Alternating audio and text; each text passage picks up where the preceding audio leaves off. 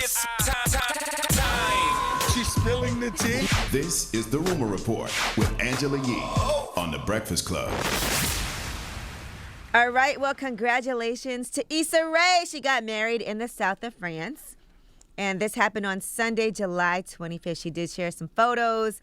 Now, in the photo, she is wearing a custom Vera Wang gown. And her new husband wore a red Dolce & Gabbana suit. His name is, I guess it's Louis Diami.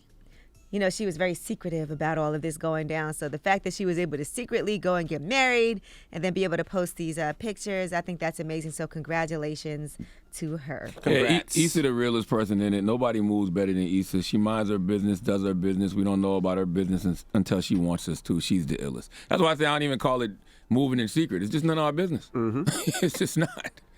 Yeah, so he's been on the red carpet with her, you know, several times throughout the years, and they've largely kept their relationship out of the spotlight. She was wearing a diamond ring on the cover of Essence back in April of 2019, so that's how people kind of knew that she was engaged, but she just never really talked about it, and sometimes that's the best way to keep it. Yeah, and people have tried to ask her about those type of situations, and I've heard her say, who I'm effing is none of y'all business, and she right.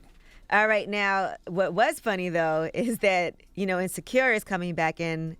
They posted a picture of Jay Ellis, who plays her boyfriend on the show, looking at her, and somebody was like, who's going to tell him?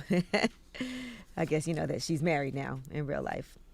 All right, Kanye's upcoming album, Donda, he's been spending $1 million per day to live in the Mercedes-Benz Stadium to finish that album. I want to see how he's living because there's no beds in there. So they had to bring beds. So he's in the locker room. Is this like dorm room? There's no beds in the locker room, right? I'm sure they could bring all of that stuff in, no problem. Right? It's $1 million a day? $1 million a day to catch your vibe. Okay. That's a lot. I mean, maybe not to him. Is it like a big sleepover? Like who's staying with him? Who's there? Well, I'm sure he has his engineers, whoever works with him, you know, on the album, whatever he has going on. But his listening party did break Apple Music streaming records. According to TMZ, there was 3.3 million people watching. And that surpassed the 1.8 people who tuned in to the Versus battle with Jeezy and Gucci last year. I don't believe that story, by the way. I just want to throw that out there. It sounds good that he's paying $1 million a day. I'm sure to keep that open, you have to pay a lot of money. Cause I just don't believe I'm sure it's a union stadium, so you have to pay union workers to be there because it's not like you're going to leave him there. I don't even believe he's there by himself. No, I think he's there, but I don't think he's paying $1 million. I don't think he's there. There were pictures of him there. I think it's a good story. I think there's nobody out here that knows how to stir up waters to catch fish better than Kanye West, and I think it's a great story to keep people talking until the album actually drops. Well, let's continue to talk about big money that people are spending. Now, there was a $157 million apartment that sold in Manhattan, and it has been revealed that Joe Tsai, who is the Brooklyn Nets owner, is the person who actually bought that condo in New York City. Tell me about the condo for $157 million. Tell me about it. Well, it's two separate transactions, so it was two different floors. So one floor on the 60th floor, he purchased that for $82.5 million, and then he bought the floor above it for $75 million. And so, yes, and it's the most expensive. Sure. Yeah, it's the most expensive building in Manhattan. Jeez. And so you know that's already expensive. So yeah. All right, now in more big money deals, Chrissy Teigen and John Legend have sold their Beverly Hills mansion for $16.8 million. They actually traded up to a bigger space for their growing family. So imagine that. They had listed it actually last year for $24 million, ended up selling it for $16.8. Is this real money or Bitcoin? Boy, there's a lot of money being thrown around out here in these streets. Does money even matter anymore? Jesus Christ. What's the value of the dollar now? Bro, this can't be real money these people are using. The way people are spending money on all types of things. Not people. It's because the gap between the have and the have-nots is very, very wide. You either got it or you don't. It's people too. I've been going out to the club. Stop. I'm telling you, the way people are spending money on bottles, valet, $200, $300 for valet. That's still a lot of money, those people fronting, though. No. They got their PPP and their unemployment and they balling out. Those people fronting. But the gap between the haves and the have-nots is very, very wide. But the people who have, Lord have mercy. I need to see, is it real money?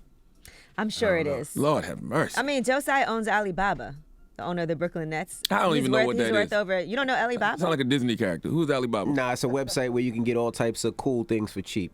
Okay. Like a lot of people buy clothes and then resell them. I'm not saying he don't got it. I'm just saying that I want to know what the value of the dollar is now. Because, boy. I did buy something off Alibaba. One sleeve was long and the other sleeve was short, though. I ain't going to front. I remember when they were selling those, what was it, those hoverboards or whatever? Yeah, you can only get them on Alibaba at one time.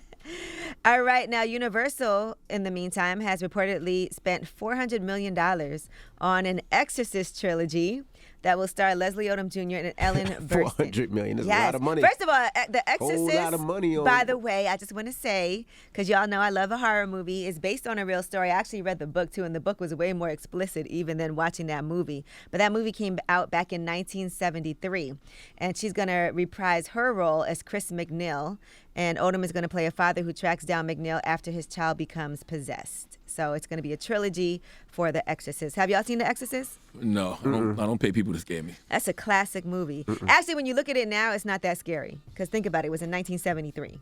Yeah, so, none of that stuff is that scary because of real life. It is real life. It's a true story.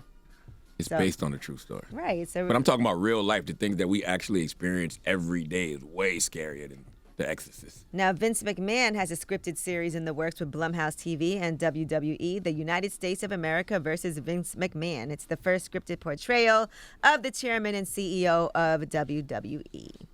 I think that'll be pretty interesting to watch. And Sports Illustrated and Sports Illustrated Studios has done a deal with iHeartMedia.